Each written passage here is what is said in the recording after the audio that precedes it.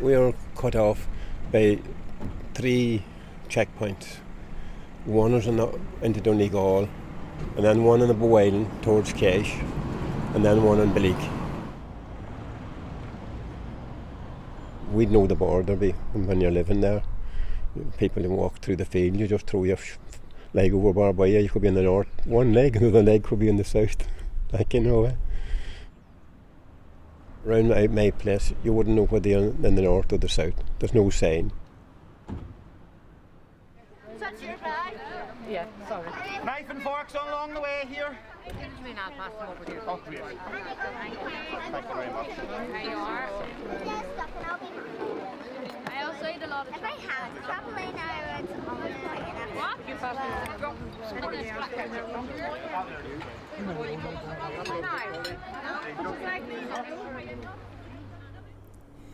The soldiers were up there on they used to be on the side of the road just over the border in the north, and people used to be half afraid going up, you know, them all on the line. If you had groceries with you, see, they'd be searching you. There was this man come over anyway, and he seen the custom men there, and he had butter in here and something else, and that started to drip. That's the truth. And you see, some of them wouldn't be so bad, and then you'll get the ones that wouldn't let you away with nothing. That kind of way. But they'll have their jobs back if there's work out the customer. That'll be good for them. I think now it'll be better the way it is. There was great peace back there for a couple of years. There was none of the bombing or nothing. It was very good, but now they're starting again, don't know why.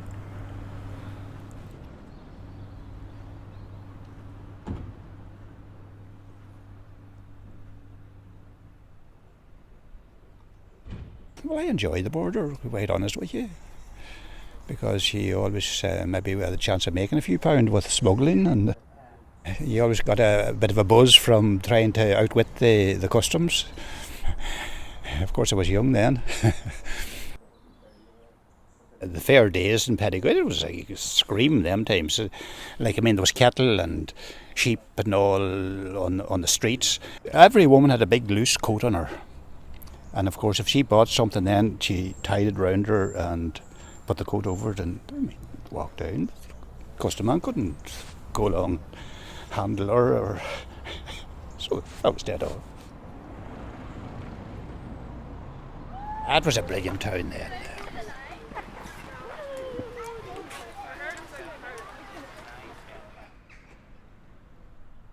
And I'd go to bed at night, I'd hear the cars stopping. Anybody with a band, say maybe from Belfast, they'd have to be clocking in here, going through, playing in Cork. But they'd have to let them know what time they'd be back at. And they'd have to clock back into the north when they'd come back. That just happened. These cars at night used to waken me, usually 3 and 4 o'clock in the morning. I'd waken up, I might be up feeding a baby or something. And I'd hear the car doors banging. And that went on all the time when the border was there.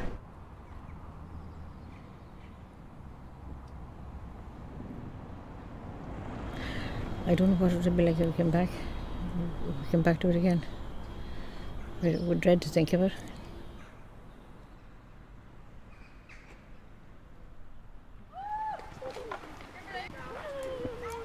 I didn't worry about the border.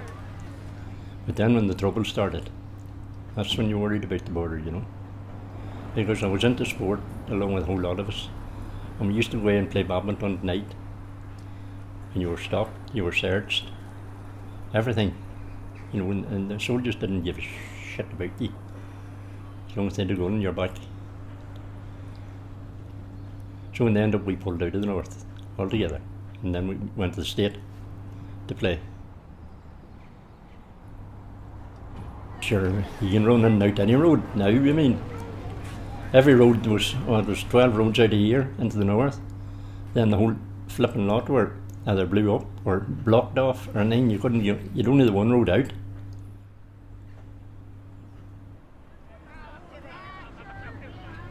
I love Pettigo myself. I always thought it was a great village altogether, because we all got on great north and south, even though the trouble was on, you know, Protestant Catholic mixed up anyway, even in pubs at night. There was no other religion or nothing else. It was a weird old world we were living in, you know. Well, I wouldn't like to see it coming back now. I mean, we have 20 years of peace now, and I wouldn't like to see it coming back.